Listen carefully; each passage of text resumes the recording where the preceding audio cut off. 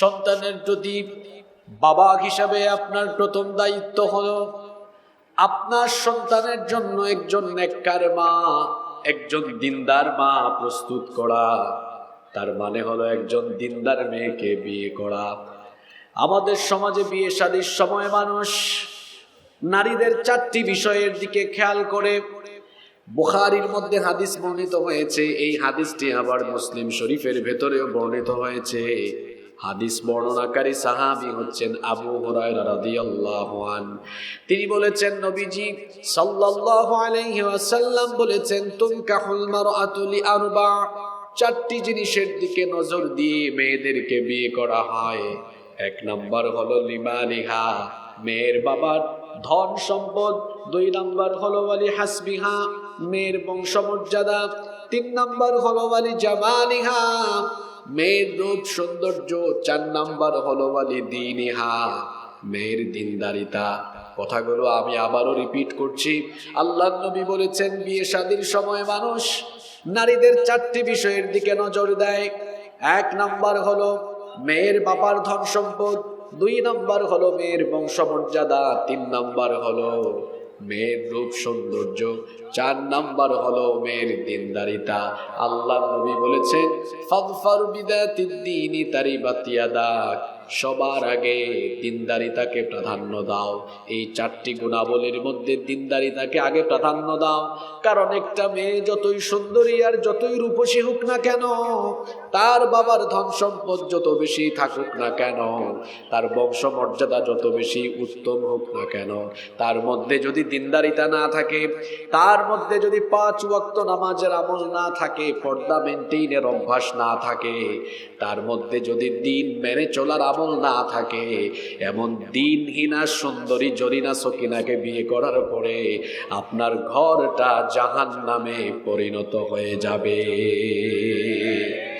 আর যদি মেয়ে দেখতে সুন্দরী কম হয়, কালো মেয়ে দেখতে খুব একটা সুন্দরী নয়, দেখতে খুব রূপসী নয়, আবার যদি মেয়ের বাপের বংশমর্যাদাও ভালো না হয়, মেয়েটা যদি গরিব ঘরের হয়, মেয়েটা যদি গরিব ঘরের হয়, পয়সা যদি বেশি না হয়, কিন্তু মেয়েটার ভেতরে যদি দিনদারিতা থাকে, যদি 5 ওয়াক্ত নামাজের আমল থাকে, পর্দা মেনটেন করে সে যদি চলাফেরা করে, মেয়েটা যদি দিন প্র্যাকটিস করে জীবনযাপন করে, তো এমন মেয়েকে বিয়ে করে যখন আপনি সংসার শুরু করবেন, আপনার ঘরটা জান্নাতের রঙে রঙিন হয়ে যাবে। আল্লাহর নবী বলেছেন, আদ দুনিয়া কুল্লুহা মাতা, দুনিয়ায় তোমরা যা কিছু দেখো, দুনিয়ার সব কিছুই হলো সম্পদ। ওয়া খায়রু মাতা'আদ দুনিয়া আল মারআতুস সালিহা, আর দুনিয়ার সকল সম্পদের মধ্যে নেককার নারী হচ্ছে সর্বশ্রেষ্ঠ সম্পদ। দুনিয়ার সব কিছুই সম্পদ, তার মধ্যে শ্রেষ্ঠ সম্পদ হলো নেককার নারী। যে ব্যক্তি তার জীবনে নেককার একজন নারী জীবন সঙ্গিনী হিসেবে পেয়েছেন, ওই ব্যক্তির জীবন সফল, সার্থক, সুখী এবং সুন্দর। সুবহানাল্লাহ। আল্লাহর নবীর আরেকটা হাদিস আমার মনে পড়ে গেল। নবীজি বলেছেন, মান রাযাকাহুল্লাহু ইমরাআতান সালিহান ফাকাদ আ'আনাহু আলা শাতরি দীনি। আল্লাহর নবী বলেছেন, আল্লাহ যাকে দয়া করে একজন নেককার উত্তম জীবন সঙ্গিনী দান করেছেন, আল্লাহ যেন ওই ব্যক্তিকে ইসলামের অর্ধেক নিয়ামত দান করে দিয়েছে। নম্বর বলছিলাম নেককার স্ত্রী। কেন সন্তানের জন্য নেককার স্ত্রী দরকার? কেন? কারণ হচ্ছে আপনার স্ত্রী শুধু আপনার স্ত্রী নন, তিনি হচ্ছেন সন্তান উৎপাদনের কারখানা। আপনার স্ত্রী যদি দিনদার না হন, তাহলে আপনার ওই স্ত্রীর পেটের ভিতর থেকে তো ভালো সন্তান কখনো আশা করা যায় না। ওই যে মানুষজন বলে, গাই বালা তার বাছুর বালা, মা বালা তার ঝি, দুধ বালা তার দই বালা, তার মাখন বালা তার, জানেন না আপনারা? ফ্যাক্টরি ভালো হলে প্রোডাক্ট ভালো হয়, ফ্যাক্টরি খারাপ হলে প্রোডাক্টও খারাপ হয়। আপনার স্ত্রী যদি ভালো হয়, আপনার সন্তানরাও ভালো হবে। স্ত্রী যদি খারাপ হয়, সন্তানও খারাপ পথে চলে যেতে পারে। এটি কোনো আবেগী কথা নয়, এটা বিজ্ঞানসম্মত কথা। বর্তমান চিকিৎসা বিজ্ঞানীগণ বলছেন, a child gets hearing before 16 weeks of birth. একটি সন্তান পৃথিবীতে আসার আগে, সে যখন তার মায়ের পেটের ভেতরে থাকে, জন্ম নেওয়ার 16 সপ্তাহ অর্থাৎ 4 মাস আগেই সে মায়ের পেটে শুনতে পায়। সুবহানাল্লাহ। বাচ্চা জন্মের কয় মাস আগে মায়ের পেটে শোনে? আরেকটু জোরে বলেন। 4 মাস। তাহলে আপনারা বলবেন হুজুর বিজ্ঞান তো অনেক এগিয়ে আছে। হ্যাঁ, বিজ্ঞান এগিয়ে আছে, কিন্তু কোরআন থেকে বিজ্ঞান পিছিয়ে আছে। এগুলো কোরআনের ভেতরে এই তথ্য আছে। আমরা কোরআন পড়ি না, বোঝার চেষ্টা করি না বলে এগুলো জানি না। আপনি কোরআন খুলে দেখুন, আল্লাহ তাআলা কোরআনে কারীমের যত জায়গায় শ্রবণ শক্তি আর দৃষ্টিশক্তির কথা বলেছেন, সকল জায়গায় আল্লাহ তাআলা দৃষ্টিশক্তির আগে শ্রবণ শক্তির কথা বলেছেন। যেমন ইন্নাস সামআ ওয়াল বাসারা ওয়াল ফুআদা কুল্লু উলাইকা কানা আনহু মাসউলা। এখানে আল্লাহ দৃষ্টিশক্তির কথা বলতে গিয়ে বাসার বলেছেন, শ্রবণ শক্তির কথা বলতে গিয়ে সাম বলেছেন। এভাবে কোরআনের সকল আয়াতে আপনারা দেখবেন বাসারের আগে সাম অর্থাৎ দৃষ্টিশক্তির আগে শ্রবণ শক্তির কথা আল্লাহ বলেছেন। আধুনিক যুগের সকল মুফাসসিরগণ বলেছেন, যেহেতু কোরআনে কারীমের সকল জায়গায় আল্লাহ তাআলা দৃষ্টিশক্তির আগে শ্রবণ শক্তির কথা বলেছেন, তার মানে হলো মানব সন্তান দৃষ্টিশক্তি লাভ করার আগে শ্রবণ শক্তি লাভ করে থাকে, এবং এটা মায়ের পেটে থাকাকালীনই হয়ে থাকে। এবং সেটা কয় মাস আগে হয়? 4 মাস। তাহলে দেখুন তো, স্ত্রী যদি খারাপ হয় পরিস্থিতি কি হতে পারে? আপনার স্ত্রী যখন গর্ভবতী হয়ে গেলেন, প্রেগনেন্ট হয়ে গেলেন, সন্তান পেটে নিয়ে, যেহেতু সন্তান জন্মের 4 মাস আগে থেকে শুনছে, আপনার স্ত্রী যদি ঝাঁকানাকা মার্কা ডিজে আর জরিনা সকিনা মার্কা হয়, তো আপনার সন্তানকে পেটে নিয়ে এই মহিলা যখন সারাদিন হিন্দি গান, আবুল তাবুল গান, সারাদিন যখন ভারতীয় সিরিয়াল, ভারতীয় সিনেমা কিংবা আরো অন্যান্য আজে বাজে জিনিস দেখে, যেহেতু কোরআন বিজ্ঞান উভয়ই একমত যে সন্তান জন্মের কয় মাস আগে শোনে, তো আপনার স্ত্রী সন্তান পেটে নিয়ে যখন আজে বাজে জিনিস শুনতেছেন, সন্তানও পেটের ভেতর থেকে এগুলো শুনতেছে। এজন্য দেখা যায় এমন মহিলাদের পেটের ভেতর থেকে যে সন্তানগুলো বের হয়ে দুনিয়াতে আসে, এদের সন্তানগুলো বড় হওয়ার পরে ঝাঁকানাকা মার্কা হয়ে থাকে। কারণ ওই প্রেগন্যান্সিতে থাকাকালীন সন্তান পেটে নিয়ে তো মহিলা শুনছেও ঝাঁকানাকা, এজন্য সন্তানটা বড় হওয়ার পরে হইছেও ঝাঁকানাকা। যদি তার বিপরীত হয়, অর্থাৎ স্ত্রী যদি নেককার হন, দিনদার হন, তা আপনার সন্তানকে পেটে নিয়ে তিনি যখন সারাদিন সাংসারিক কাজ করবেন, সারাদিন সাংসারিক কাজ করে আজান হলে নামাজে দাঁড়ান, কোরআন তেলাওয়াত, জিকির আজকার, তাসবিহ তাহলিল তিনি যখন করেন, সন্তানও পেটের ভেতর থেকে কোরআনের আওয়াজ, তাসবিহ তাহলিল, জিকির আজকারের আওয়াজ শুনে ওই মহিলাদের পেটের ভেতর থেকে বের হয়ে আসা সন্তানগুলোও এরা সারা জীবন আল্লাহর জিকির করে এরাও দিনদার, মুত্তাকি, পরহেজগার, আল্লাহওয়ালা সন্তানে পরিণত হয়ে যায়। অবিবাহিত ভাইয়েরা যারা ব্যাচেলর, বিয়ে করো নাই, ঠিক বইলায় চলে যাইও না। প্রথম পয়েন্টে কি বুঝলা? সুন্দরী জরিনা সকিনার পিছনে ঘুরিও না। দেখো মেয়েটা পর্দা করে কিনা, মেয়েটা দিনদার কিনা। দিনদার মেয়ে ছাড়া সংসার শুরু করলে তোমার কপাল পুড়ে ছাই হয়ে যাবে। তাহলে অবিবাহিত ছেলেদেরকে সিদ্ধান্ত নিতে হবে, বিবাহের সময় অবশ্যই দিনদার, নেককার মেয়েকে প্রাধান্য দিতে হবে। তেমনি ভাবে আমার বোনেরাও দিনদার ছেলেকে প্রাধান্য দিতে হবে। আর আমার বাবারা এখানে যারা আছেন, আমার মায়েরা যারা পর্দার আড়াল থেকে শুনছেন, আপনাদের কাছে আমার অনুরোধ হচ্ছে, ছেলে মেয়ে বিবাহ দেওয়ার সময় দিনদারিতাকেই সবচাইতে বেশি প্রাধান্য দিতে হবে। তাহলে একজন বাবা, এখানে আমরা যারা পুরুষ যারা বাবা হয়েছেন তারা তো হয়েছেন, যারা হন নাই তারা তো ভবিষ্যতে হবে ইনশাআল্লাহ। তাহলে আমাদের প্রথম দায়িত্ব কি? সন্তানের জন্য নেককার মা রেডি করা। ওই যে গাই ভালা তার বাছুর ভালা, মা ভালা তার দুধ ভালা তার, দই ভালা তার, মাখন ভালা তার ঘি, এটা যেন মনে থাকে। নাম্বার 2, সন্তানের প্রতি বাবা মার 2 নম্বর দায়িত্ব হলো, সন্তান যখন আল্লাহ দিলেন, সন্তান পেয়ে গেলেন, শুকরিয়া জানাবেন কার? কারণ সন্তান দেওয়া না দেওয়ার মালিক কে? এজন্য সন্তানাদি যখন আপনি পেয়ে যাবেন, আল্লাহর শুকরগুজার হবেন, আল্লাহর শুকরিয়া জানাবেন। কারণ জগতে এমন বহু মানুষ আছে যারা বৈবাহিক সম্পর্কে, দাম্পত্য জীবনে যাওয়ার পরেও কোনো সন্তান পায় নাই। আপনি সন্তান পেয়েছেন, এই সন্তান কিন্তু আপনি নিজে পান নাই। সন্তানাদির নেয়ামত আপনাকে দয়া করে যিনি দিলেন, জোরে বলেন তিনি কি? এই জন্য প্রত্যেক পিতামাতার 2 নাম্বার দায়িত্ব হলো সন্তান পাওয়ার পরে আল্লাহর শুকরিয়া জানানো। কারণ সন্তান দেওয়া না দেওয়ার মালিক হচ্ছেন আল্লাহ। যখন পেলেন তখন শুকরিয়া করবেন। আমাদের জাতির পিতা আল্লাহর খলিল সাইয়্যিদিনা ইব্রাহিম আলাইহিস সালামের ৮৬ বছর পর্যন্ত কোনো সন্তান ছিল না। ৮৬ বছর বয়সে যখন আল্লাহ তাকে সন্তান দিলেন, সেই সন্তানের নাম রাখলেন ইসমাইল। আল্লাহ তখন তাকে ৮৬ বছর বয়সে বার্ধক্যে যাওয়ার পরে যখন সন্তান দিলেন, তখন ইব্রাহিম আলাইহিস সালাম আল্লাহ তাআলার কৃতজ্ঞতা জানিয়ে শুকরগুজার হয়ে তিনি তখন আল্লাহর শুকরিয়া জানিয়েছিলেন। আর তার শুকরিয়ার ভাষা আল্লাহর কাছে এত পছন্দ হয়েছে, আমাদের শিক্ষার জন্য আল্লাহ সেটা কোরআনে কারীমের ভেতরে তুলে দিয়েছেন। কোরআনুল কারীমের 14 নম্বর সূরা ইব্রাহিমের ৩৯ নম্বর আয়াতের মধ্যে এসেছে, আমাদের জাতির পিতা আল্লাহর শুকরিয়া জানিয়ে পড়েছিলেন, আলহামদুলিল্লাহিল্লাযী ওয়াহাবানি আলাল কিবারি ইসমাঈলা ওয়া ইসহাক ইন্না রাব্বী লাসামিউদ দুআ। তিনি বলেছিলেন সব প্রশংসা আল্লাহর, যিনি আমাকে এই বার্ধক্য বয়সে, বুড়ো বয়সে ইসমাইল এবং ইসহাকের নিয়ামত দিয়েছেন। এজন্য তিনি প্রশংসা করেছিলেন আল্লাহর। পিতা মাতা হয়ে গেলে সন্তানের হক কিভাবে আদায় করতে হয় আজকে ধারাবাহিকভাবে শোনেন।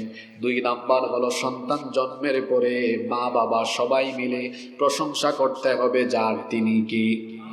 এখন প্রশংসা নাই, মানুষ আপডেট ফেসবুকে লেখে ওয়াও আমার একটা সন্তান হয়েছে। আপনারা হাসতেছেন কি যুবক ভাইয়েরা, ঠিক আছে না কথা? এটা কি ওয়াও হবে না আলহামদুলিল্লাহ হবে? আল্লাহর শুকরিয়া জানাতে হবে। সন্তান পাওয়ার পরে 3 নাম্বার কি দায়িত্ব পালন করতে হয় শোনেন। সন্তান ছেলে হোক বা মেয়ে হোক, দুটার উপরেই খুশি থাকতে হবে। আমাদের সমাজে আছে ছেলে হলে খুশি হয়, মেয়ে হলে খুশি হয় না, এমন মানুষ আছে না নাই? অথচ কোরআনে কারিমে আল্লাহ ছেলের কথা পরে বলেছেন, মেয়ের কথা আগে বলেছেন। মেয়ে সন্তান প্রথম পাওয়া এটা কিন্তু সৌভাগ্যবান ব্যক্তিদের আলামত। যে কোনো ব্যক্তি কিন্তু কন্যা সন্তান পায় না।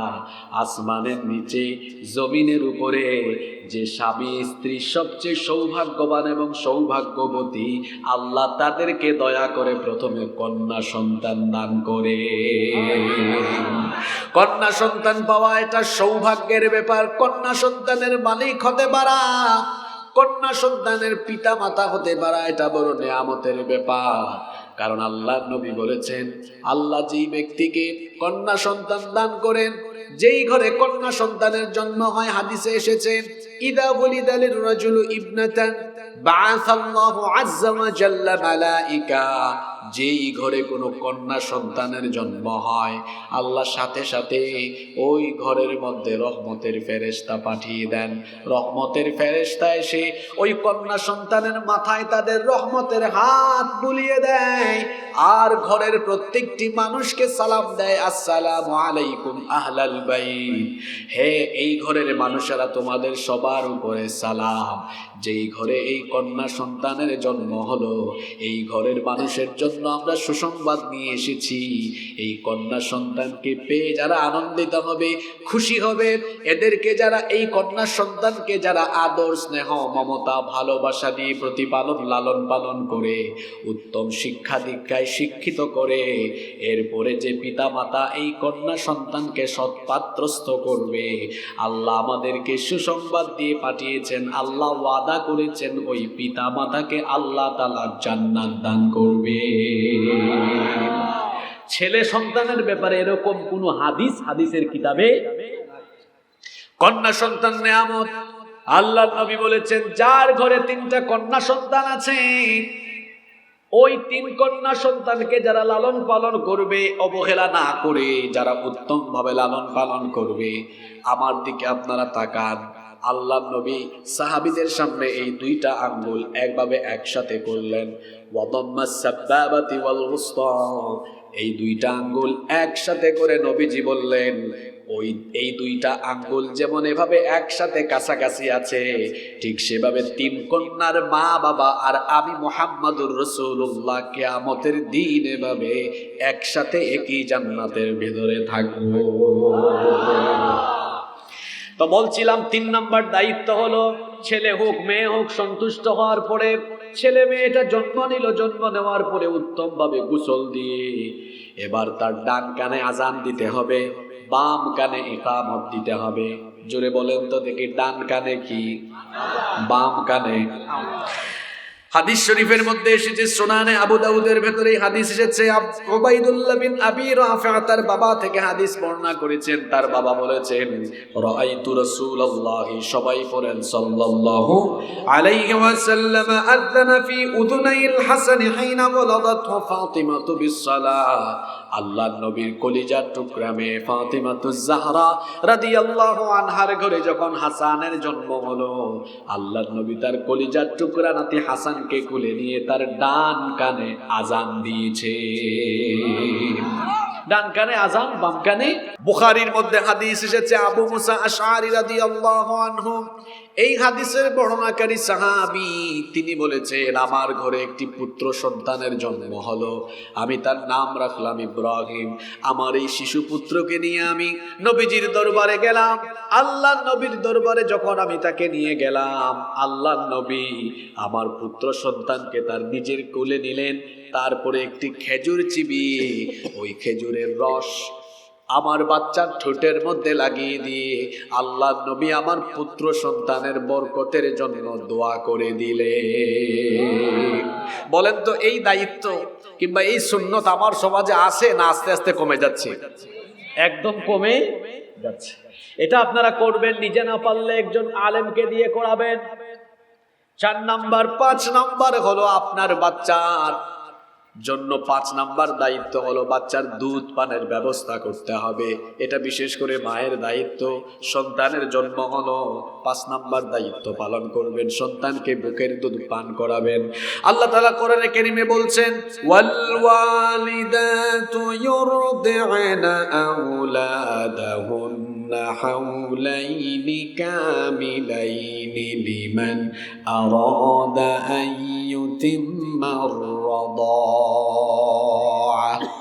আর নারীদের দায়িত্ব হলো, যারা পূর্ণ মেয়াদ পরিপূর্ণ করতে চাইবে তারা তাদের সন্তানকে যেন কমপক্ষে 2 বছর বুকের দুধ পান করায়।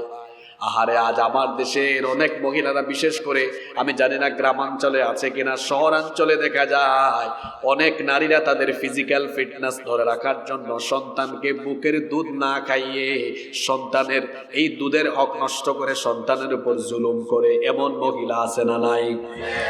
এমন পিতাও আছে। শুধু ওই মহিলার দোষ দিয়ে লাভ নাই, তার স্ত্রীকে বলেছে বাজার থেকে এনে এনে বাহিরের দুধ খাওয়াবো, বাচ্চাকে এত দুধ খাওয়ানোর দরকার নাই, তুমি তোমার নিজের প্রতি মনোযোগী হও। এরকম অনেক স্বামীও আছে। আহারে, বাচ্চা জন্মের পরে বিশেষ করে মায়ের বুক থেকে যে শাল দুধ বের হয়, আজকের চিকিৎসা বিজ্ঞানও একই কথা বলছে, এই শাল দুধ বাচ্চার জন্য কত উপকারী, কত ইফেক্টিভ। গ্রামে গঞ্জে অনেক মহিলারা এটা ফেলে দেয়, খাওয়ায় না, অথচ বাচ্চা জন্মের পরে প্রথমে যে শাল দুধ বের হয় এটা বাচ্চার জন্য এত উপকারী, এটা বাচ্চার জন্য এতটাই কার্যকরী। আজকের চিকিৎসা বিজ্ঞানও বলছে এই শাল দুধ যখন বাচ্চা গ্রহণ করে, 5টা গুরুত্বপূর্ণ ব্যাধি যেগুলোর কারণে বাচ্চা মরণের দিকেও চলে যেতে পারে, ডায়রিয়া, নিউমোনিয়া, মেনিনজাইটিস, শ্বাসতন্ত্রের প্রবাহ, কান পাকা, এই ধরনের 5টা মারাত্মক ব্যাধি থেকে আল্লাহ তাআলা শাল দুধের মাধ্যমে বাচ্চাকে হেফাজত করে দেয়। 5 নম্বরে হক আদায় করতে হবে। 6 নম্বর, বাচ্চার সুন্দর নাম নির্বাচন করতে হবে। বাচ্চার সুন্দর নাম, অর্থবহ ইসলামী নাম রাখা, এটা বাবা মায়ের একটি অন্যতম দায়িত্ব। আমার দেশে, আমার সমাজে অনেক মুসলমান ছেলে মেয়েদের নাম শুনলে অনেক সময় খটকা লাগে, সন্দেহ লাগে যে এটা আসলে কোন জাতের, এটা কি মুসলমান না অন্য কোনো ধর্মের হতে পারে। এরকম নাম আছে না নাই? এখানে কমন পড়তে পারে, ভাই কেউ রাগ করেন না, অনেকের নাম আছে বল্টু, মন্টু, মন্টু থাকতে পারে, এখানে থাকতে পারে পিন্টু, ঝন্টু, এরকম নাম আছে না? নাম আছে আকাশ, নাম আছে আগুন, নাম আছে ফাগুন, এগুলো কোনো নাম হইল? নাম রেখেছে সাগর, নাম রেখেছে কি? সাগর। এই হলো নামের অবস্থা। মেয়েদের নাম নদী। নদী আছে নাকি আপনাদের এলাকায়? আরে বাপরে বাপ, খবরও আছে তাই না আপনাদের কাছে? সাগর, ছেলের নাম সাগর। বড় হওয়ার পরে টি শার্টের মধ্যে লিখেছে সাগরের বুকে নদী। তো এই যে নাম রাখতেছে সাগর, নদী। আমি একজনকে একবার পাইলাম, আচ্ছা ভাই, আপনার ছেলের নাম যে সাগর আর মেয়ের নাম নদী রাখলেন, আল্লাহ যদি আরো খুশি হইয়া ছেলে মেয়ে দান করে, তা আপনি তো আগের গুলার নাম রেখেছেন সাগর, নদী, পরের গুলার নাম হইতে পারে খাল, বিল, পুকুর, কুয়া। কারণ আপনি তো সিরিয়াল ঠিক করে রেখেছেন সাগর, নদী, বাকিগুলো হতে পারে পুকুর। আপনারা পুকুর বলেন না পুষ্কুনি বলেন? পুকুর হতে পারে, সেটা খাল, বিল, এগুলো কোনো নাম হইল? নাম রাখবেন সুন্দর নাম। আল্লাহর নবী বলেছেন, ইন্না আহাব্বা আসমাইকুম ইলাল্লাহি আব্দুল্লাহ ওয়া আব্দুর রহমান। দুইটা নাম আল্লাহ বড় পছন্দ করেন। আল্লাহর কাছে দুটি নাম সবচাইতে প্রিয়। একটি হচ্ছে আব্দুল্লাহ, আরেকটি হচ্ছে আব্দুর রহমান। এখন আমার সমাজে আব্দুল্লাহ, আব্দুর রহমান নাই, আছে আকাশ, আগুন, ফাগুন, তুফান। তুফান নাম আছে না? তুফান আছে তো। ছেলের নাম তুফান, মেয়ের নাম বৃষ্টি। ভাই, আপনি ছেলের নাম তুফান রাখছেন কেন? কয় হুজুর তুফানের সময় হয়েছে, অবস্থা বুঝে ব্যবস্থা নিয়েছে, নাম রেখেছে তুফান। বৃষ্টির সময় হয়েছে, মেয়ের নাম রেখেছি বৃষ্টি। তো বজ্রপাতের সময় যদি এখন আরেকটার জন্ম হয়, নোয়াখাইল্লা ভাষায় নাম কি রেখে দিবেন? ঠাডা পড়ছে। কারণ আপনি তো অবস্থা বুঝে ব্যবস্থা নিয়ে নেন, যে অবস্থায় জন্ম হয় ওইভাবেই ব্যবস্থা নিয়ে নাম রেখে দেন। আহারে, মেয়েদের নামেরও যা অবস্থা, চুমকি, জুমকি, জুনাকি, পিঙ্কি, কত রকমের নাম। এরকম নাম রাখবেন না। আল্লাহর নবী বলেছেন, তোমরা তোমাদের ছেলে মেয়েদের সুন্দর নাম রাখো, কারণ কিয়ামতের দিন তোমাদের ছেলে মেয়েদেরকে তাদের নাম ধরে ধরে এবং তোমাদের নাম ধরে ধরে ডাকা হবে। এজন্য বাবা হিসাবে, মা হিসাবে সন্তানের সুন্দর নাম রাখার দরকার আছে না নাই? আল্লাহর নবী বলেছেন, তাসুম্মু বিআসমাইল আম্বিয়া, নবীদের নামের সাথে মিলিয়ে তোমাদের ছেলেদের নাম রাখো, সাহাবীদের নামের সাথে মিলিয়ে নাম রাখেন। ছেলে হয়েছে, নাম রেখে দেন মুসা, নাম রেখে দেন ঈসা, নাম রেখে দেন জাকারিয়া, নাম রেখে দেন ইয়াহইয়া, অথবা সাহাবীদের নামের সাথে মিলায় রাখেন। কিংবা আপনি আলেমদের সাথে পরামর্শ করে নাম রাখেন, অর্থবহ ইসলামিক সুন্দর নাম রাখেন, কারণ নামের একটা প্রভাব মানুষের জীবনে আছে না নাই? সুন্দর নাম রাখবেন। নাম্বার 7, 7 নাম্বার হচ্ছে, বাচ্চা জন্মের পরে 7ম দিনে তার মাথা হলক করবেন। সব জন্মের 7ম দিনে মাথা হলক করে মাথার চুল মুন্ডিয়ে চুল পরিমাণ রৌপ্য আল্লাহর রাস্তায় সদাকা করে দিতে হবে। 8 নাম্বার হচ্ছে, 7ম দিনে আকিকা করবেন। আকিকা, ছেলে হলে ছেলের পক্ষ থেকে 2টা ছাগল, মেয়ে হলে মেয়ের পক্ষ থেকে 1টা ছাগল জবাই করে আকিকা দিতে হবে। আকিকা এটা সন্তানের একটি গুরুত্বপূর্ণ হক, এটা আদায় করতে হবে। 9 নম্বর, আল খিতান, ছেলে হলে তাকে যত দ্রুত সম্ভব খতনা করতে হবে। আমাদের দেশে অনেক মা বাবা দেখা যায় খতনা করাতে করাতে অনেক দেরি করে ফেলে। না, খতনা আজকে চিকিৎসা বিজ্ঞানও বলছে আপনি তাড়াতাড়ি করাতে পারেন, কম বয়সে করাতে পারেন, কোনো অসুবিধা নাই, বরং এর মধ্যে আরো অনেক বেনিফিট আছে। 10 নম্বর হচ্ছে, এখন থেকে আপনাদেরকে আগামী কয়েক মিনিট একটু মনোযোগী থাকতে হবে। মনোযোগী থাকবেন তো? 10 নম্বর, আপনার সন্তানকে দ্বীনি শিক্ষা দেওয়া। এটা বাবা হিসাবে, মা হিসাবে আপনার অন্যতম দায়িত্ব। দ্বীনি শিক্ষা দেওয়া খুবই গুরুত্বপূর্ণ বিষয়। আপনার সন্তানকে দ্বীনি শিক্ষা দেওয়ার পরিবেশ, দ্বীনি শিক্ষা দেওয়ার ব্যবস্থা আপনাকে করতে হবে। আপনার সন্তানকে অ আ ক খ ABCD শেখাবেন, পড়ে আলিফ বা তা থা শেখাবেন সবার আগে। আগে আপনি তার হাতে এই কোরআন তুলে দিবেন, তখন আপনার এই সন্তান লাইনে থাকবে, আর বেলাইনে যাওয়ার কোনো সম্ভাবনা নাই। আপনার সন্তানকে আপনি কোরআন শেখাবেন। বর্তমানে যে শিক্ষা কারিকুলাম, যে শিক্ষা ব্যবস্থা, আপনি যদি আপনার সন্তানকে প্রথমে দ্বীনি শিক্ষা না দেন, তাহলে আপনার সন্তান বিপথে চলে যাওয়ার, নষ্ট হয়ে যাওয়ার, চরিত্রহীন হয়ে যাওয়ার সম্ভাবনা কম না বেশি? অনেক বেশি। এজন্য সন্তানকে সবার আগে কোরআন শেখাবেন। আপনার সন্তানকে দ্বীনি শিক্ষায় শিক্ষিত করবেন। সন্তানকে যখন কোরআন সুন্নাহর আলোয় আলোকিত করবেন, এই সন্তান দুনিয়াতেও কাজে লাগবে, আখিরাতেও কাজে লাগবে। আপনার সন্তান যখন দিনদার হবে, আপনি মারা যাওয়ার পরে এই সন্তান আপনার জানাজায় নিজেই সে ইমামতি করবে। আর এটা যে কত বড় একটি আনন্দের ব্যাপার, আপনি মারা যাওয়ার পরে অন্য কোনো আলেম যদি আপনার জানাজা ইমামতি করেন তার ভেতরতে কোনো ফিলিংস কাজ করবে না, কিন্তু সন্তান যখন তার মা বাবার জানাজা ইমামতি করবে, প্রত্যেকটা তাকবীর দিতে গিয়ে তার কলিজাটা ফেটে যাওয়ার মতো অবস্থা হবে, চক্ষু দিয়ে পানি বের হবে। সারা দুনিয়ার সকল সাগর মহাসাগরের পানি দিয়ে কবরে জাহান্নামের আগুন নেভানো যায় না, কিন্তু সন্তান যখন 2 ফোঁটা চোখের পানি ছেড়ে দেয়, সন্তান যখন 2 ফোঁটা চোখের পানি ছেড়ে দিয়ে পিতা মাতার জন্য দোয়া করে, ওই 2 ফোঁটা চোখের পানি নাকের ডগায় আসার আগে সন্তানের 2 ফোঁটা চোখের পানি দিয়ে আল্লাহ পিতা মাতার কবরের জাহান্নামের আগুনকে নিভায়া দেয়। যেন সন্তানকে নেককার বানিয়ে যান, দুনিয়াতেও লাভ আছে, আখিরাতেও লাভ আছে। 11 নম্বর হলো সন্তানকে নামাজের তাকিদ দিতে হবে। এবার মিলান ভালো করে পয়েন্টগুলো। পিতা মাতার খেদমত কেন সন্তান করে না? কারণ সন্তানের হক আপনি আদায় করেন নাই।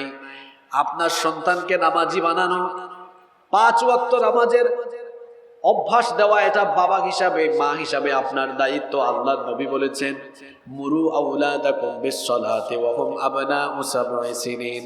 তোমাদের সন্তানের বয়স যখন 7 বছর হয়ে যায়, 7 বছর বয়সেই তাদেরকে নামাজের আদেশ দাও। জোরে বলেন তো কত বছর? 7 বছর বয়সে তাদেরকে নামাজের আদেশ দাও।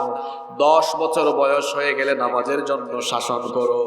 10 বছর দূরের কথা, 20 বছর 30 বছর হয়ে গিয়েছে, বাপও বেনামাজি, ওই বাপের ঘরের ওই মায়ের ঘরের ছেলে মেয়েও বেনামাজি, অর্থাৎ পরিবারের সবাই একসাথে বেনামাজি হয়ে বসে আছে।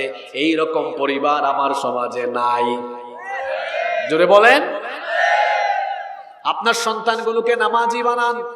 এগুলো কেমন সন্তান রেখে যাচ্ছেন? হ্যাঁ, আপনি দুনিয়াতেই দেখতেছেন বেনামাজি একটা উষ্টা খাইয়া পশ্চিম দিকে পড়ে না। কেমন সন্তানের পিতামাতা আপনি? আপনার সন্তান বেনামাজি হয়েছে আপনার কারণে, আপনি দায়ী, আপনি দায়ী। আজান হওয়ার পরে আপনি যদি সকালবেলা ঘরে আইন পাশ করতেন, তুমি আমার ছেলে, তুমি আমার মেয়ে, ঘুমাতে পারবা না, নাস্তা বন্ধ করে দিব। আজান হয়ে গেলে শাসন করেন, নামাজে যাও, ছেলেকে হাত ধরে নিজেই নামাজে নিয়ে যান। আপনার স্ত্রীকে বলেন, তুমি মেয়েটাকে পাশে নিয়ে যায় নামাজে দাঁড়াও। মা বাবা দুজনে যদি এরকম সচেতন হয়, ওই ঘরের ছেলে মেয়েরা কি বেনামাজি হওয়ার কোনো সম্ভাবনা আছে নাকি? না, নিজের খাইসলত ঠিক করেন, আপনি নিজেই তিমা ফজরের নামাজ পড়েন না। এই জন্য আপনার ছেলেও পড়ে না, আপনার মেয়েও পড়ে না। আপনারা জামাই বউ 2 জন মিলে যদি নামাজ পড়তেন আর সন্তানদেরকেও নামাজের কথা বলতেন, আপনাদের ছেলে মেয়েরাও নামাজি হতো। ছেলে মেয়েগুলাকে নামাজি বানান, দিনদার নামাজি ছেলে মেয়েরা কখনো তাদের মা বাবাকে কষ্ট দেয়। এই যে আগের পয়েন্ট বললাম না, ছেলে মেয়েদেরকে দিনদার বানান। আপনারা কি কখনো শুনছেন যে কোনো কি শুনছেন? প্রশ্ন শোনার আগেই জবাব। আপনারা কি কখনো শুনেছেন যে কোনো আলেম বাদ দেন, একজন ইমাম সাহেব খুব অল্প টাকা বেতন পান? একজন ইমাম সাহেব ওই অল্প টাকা বেতন নিয়ে তার মা বাবা নিয়ে দেখবেন আছেন। কোন ইমাম সাহেব, কোন হুজুর দেখবেন কখনো তার মাকে বাপকে ঘর থেকে বের করে দেয় না। যারা ঘর থেকে বের করে দেয় বেশিরভাগ ক্ষেত্রেই দেখবেন বড় বড় ডাক্তার, ইঞ্জিনিয়ার, অফিসার, সবাই না। আর যারা কয়েকজন হাতে গোনা ভালো, গিয়ে দেখেন ওদের মা বাবা শুরুতেই তাদেরকে দ্বীনি শিক্ষা দিয়েছে বলে লাইন ঠিক আছে। এই যে গত সপ্তাহে টিভি চ্যানেলে আপনারা দেখেছেন, ফেসবুকেও এটা ভাইরাল হয়েছে, 4 সন্তান এক বাবা মায়ের, বড় বড় অফিসার সবগুলো, এত টাকার সম্পদ, 4 জন মিলে মা বাপকে বাড়ি থেকে বের করে দিয়েছে। বাংলাদেশে এরকম বহু পরিবার আছে, ছেলে মেয়েরা বড় হওয়ার পরে সব সম্পদ নিজেরা ভাগ করে নিয়ে মা বাবাকে বাড়ি থেকে বের করে দিয়েছে। কি বলেন, এরকম আছে না নাই? ওই মা বাবার জন্য কষ্ট লাগে, কারণ ওই মা বাবা তাদের সন্তানদেরকে শুধু দুনিয়ার শিক্ষা দিয়েই শেষ করেছে। তারা তাদের সন্তানদেরকে কখনো দ্বীনি শিক্ষা দেয় নাই। যদি দুনিয়াবি শিক্ষার পাশাপাশি দ্বীনি শিক্ষাও দিত, এই সন্তানগুলো নষ্ট হওয়ার কোনো সম্ভাবনা ছিল না। এই জন্য সন্তানদেরকে দ্বীনি শিক্ষা দিবেন, নইলে এই সন্তানগুলো আপনাকে ভবিষ্যতে অল্ড হোম বৃদ্ধাশ্রমে পাঠিয়ে আসবে, আপনার কোনো খেদমত করবে। 12 নম্বর হচ্ছে সন্তানের সাথে ভালো আচরণ করবেন, কোমল আচরণ করবেন, ঝিরকি দিবেন না, ধমক দিবেন না, সুন্দর আচরণ করবেন, ভুল করলে বুঝায়া বলবেন। দেখবেন এতে করে তার মেধা আরো বিকশিত হবে। 13 নম্বর হলো সন্তানকে পর্যাপ্ত সময় দিবেন। এটার বড় অভাব আছে আমাদের দেশে। এখন দেখা যায় সন্তান একটু কান্নাকাটি করলেই পিতামাতা সন্তানের হাতেও মোবাইল দিয়ে দেয়। মা বাবা দুইজনে মোবাইল ফোন স্ক্রল করে সন্তানের হাতেও মোবাইল ফোন দিয়ে দেয়। আমরা যখন ছোট ছিলাম সেই সময় কিংবা 10-12 বছর আগেও আমাদের সমাজে দেখা যেত বাচ্চা কান্না করলে মা বাবা সন্তানের হাতে ঝুনঝুনি দিত। ঝুনঝুনি চিনেন তো আপনারা? বিভিন্ন খেলনা দিত। আর এখন একটু কান্না করলেই হাতে কি দেয়? মোবাইল দিয়ে দেয়। ছোটবেলা থেকেই বাচ্চারা মোবাইলে আসক্ত হয়ে যায়। 7-8-এ উঠার পরে এই বাড়ির ছেলের সাথে ওই বাড়ির মেয়ে মোবাইল কানেকশন লাগায়া পালায়া যায়। পিতামাতা দায়ী। পিতামাতাই তাদের সন্তানের হাতে মোবাইল ফোন তুলে দিয়ে দুশ্চরিত্রবান হওয়ার পথে সন্তানকে এগিয়ে দিয়েছে। সন্তানের হাতে মোবাইল ফোন নয়, খেলনা তুলে দেন। দিনের বেলা কিছু সময় তাকে নিয়ে গল্প করেন। বেশিরভাগ পরিবারে দেখা যায় বাচ্চারা কান্না করে ফেলে রেখেছে, মোবাইল হাতে দিয়ে রেখেছে। না, সন্তানকে একটু কুলে নেন, বুকের সাথে লাগান, কলিজার সাথে কলিজাটা লাগায় দেন। মহব্বত বাড়বে, সম্পর্ক আরো মজবুত হবে। সন্তানদেরকে সময় দেন। মোবাইল ফোন কিংবা টেলিভিশনের সামনে রেখে দিয়েন না। সন্তানকে তিলাওয়াত শোনান। আপনি বাবা, আপনি মা, ছোট্ট একটা সোরা ফাতিহা শোনান। সন্তানকে আপনি কালিমাগুলো শিখান। সন্তানের সাথে গল্প করেন। নবীদের জীবনের কিচ্ছা কাহিনীগুলো শোনান। সন্তানকে সময় দেন। যদি সময় না দেন তাহলে এই সন্তানগুলো নষ্ট হয়ে যাওয়ার সম্ভাবনা আছে না নাই? 14 নম্বর হলো সন্তান লালন পালনে ইনসাফ করবেন, বেইনসাফি করবেন না। বেইনসাফ পিতা মাতা আমাদের সমাজে অনেক বেশি। কয়েকটা কথা বলবো, রাগ করবেন না, এগুলো আমাদের অনেকের খাসলতের সাথে এখন মিলে যাবে। সন্তান লালন পালনে আমাদের মধ্যে ইনসাফ নাই। প্রথমে হয়েছে মেয়ে, মেয়েকে খুব কুলে নিত। তারপরে যখন ছেলে হয়েছে এখন মেয়ের প্রতি আদর কমে গিয়েছে। অথবা যাদের একাধিক ছেলে মেয়ে আছে, প্রথম সন্তানের প্রতি বেশি মহব্বত, পরেরটার প্রতি কম মহব্বত।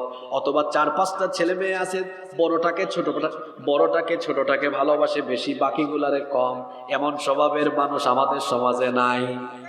খবরদার এটা করবেন না। আবার অনেক সময় অনেক বাবা মাকে দেখা যায় 3 ছেলে আছে, বড় ছেলে পয়সা ইনকাম করে বেশি, ছোটটাও ইনকাম করে বেশি, বড়টাকে ছোটটাকে কদর করে বেশি, মাঝখানেরটা ইনকাম করে কম, তার প্রতি মায়া মহব্বত কম। কি বলেন, আছে? খবরদার এটা করবেন না।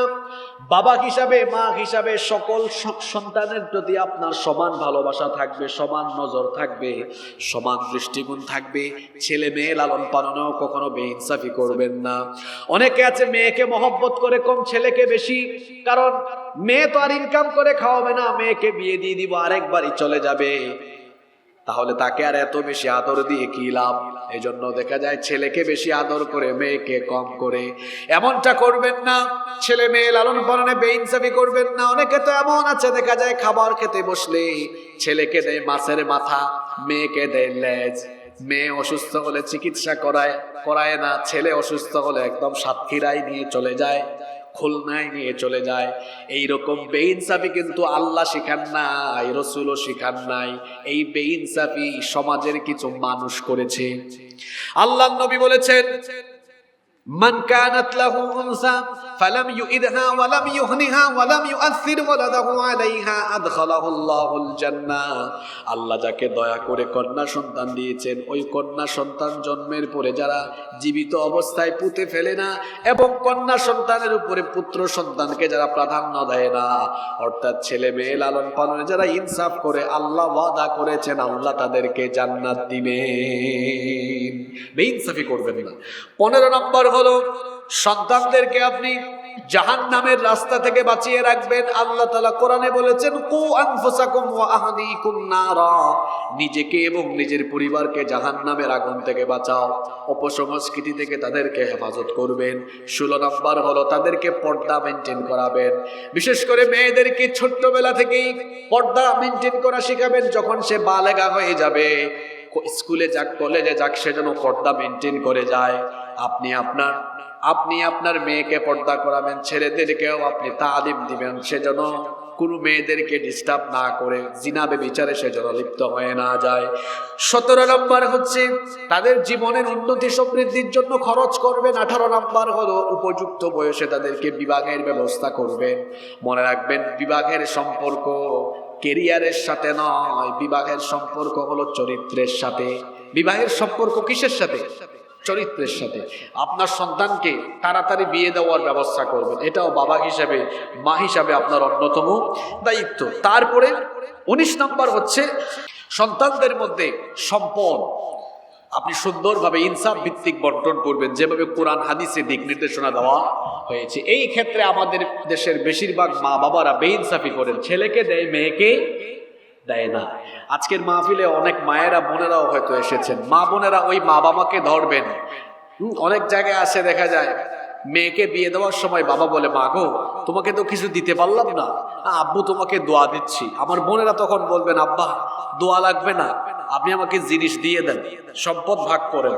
ভাগ করার সময় দেখা যায় এক বাপের 4 ছেলে 2 মেয়ে, মনে করেন 20 কানি সম্পদ আছে, 4 5 20, সব ছেলেদেরকে 5 কানি করে দেয়, মেয়েদেরকে কিছু দেয় না। যে পিতা বা যে মাতা, যে মা বাবা সম্পদ বন্টন করতে গিয়ে মেয়েকে ঠকাবে, এরা জালিম হয়ে কিয়ামতের দিন আল্লাহর সামনে দাঁড়াতে হবে। এটা করবেন। 20 নম্বর হলো সন্তানের জন্য আল্লাহর কাছে বেশি বেশি দোয়া করবেন। এই দোয়াটাও আমাদেরকে শিখিয়েছেন কে? আল্লাহ তাআলা দোয়া শিখালেন, রব্বানা হাব লানা মিন আজওয়াজিনা ওয়া যুররিয়াতিনা কুররাতা আয়ুনিন ওয়াজআলনা লিল মুত্তাকিনা ইমামা। কি সুন্দর দোয়া! হে আমাদের রব, আপনি আমাদের স্ত্রী আর সন্তানকে আমাদের জন্য চক্ষু শীতলকারী বানিয়ে দেন, উত্তম চরিত্রবান বানিয়ে দেন। বলেন আমিন।